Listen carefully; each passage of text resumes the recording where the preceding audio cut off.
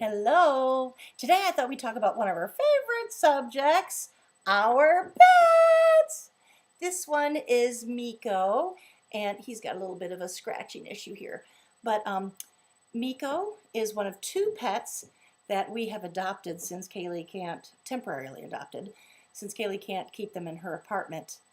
The other one is Fury, affectionately known as the Brick, because he never moves when we have to walk over top of him.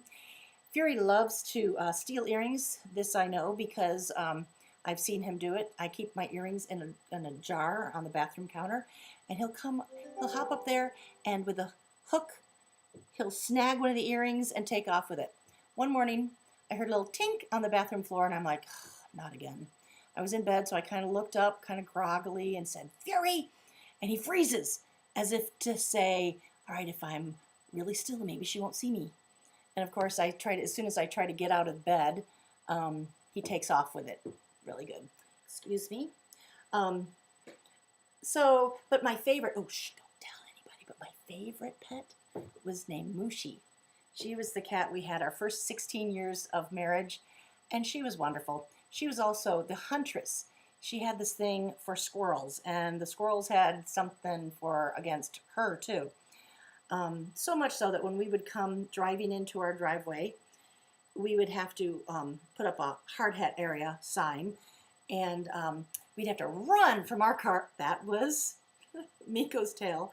We'd have to run into the house, and they would be up in these tall pine trees, and they would let go of these undeveloped pine cones that were filled with water and had all these prickly things on them, and they were like bombs.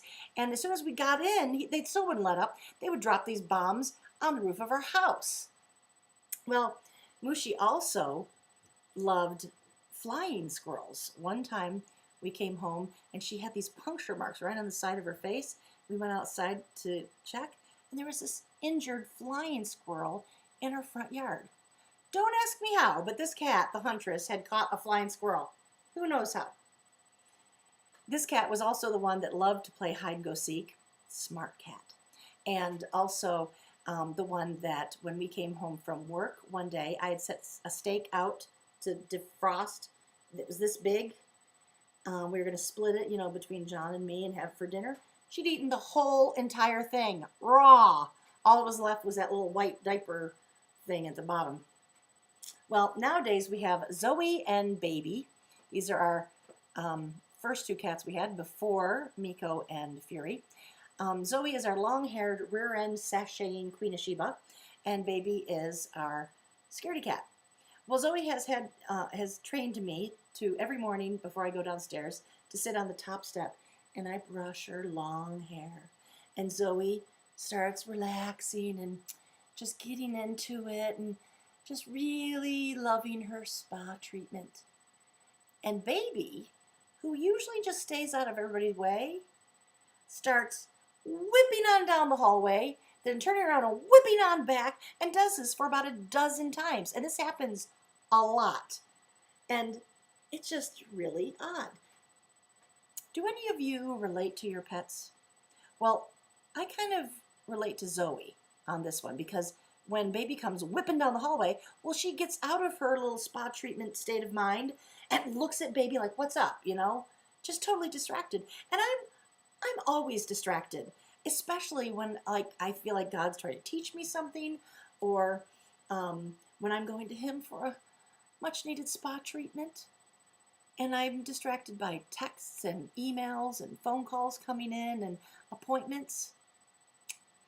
Note to self: for a much better focused spa treatment from God, I need to put away all those distracting devices and crazy cats.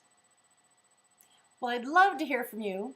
Tell me about a story about your pet, whether it's funny or endearing or whatever. And my distinguished panel of judges will be choosing a winner. Yes, it's a contest. And the winner will win either a treat bag of cat nips or dog treats. All right? So give me your best story. All right. Looking forward to hearing from you.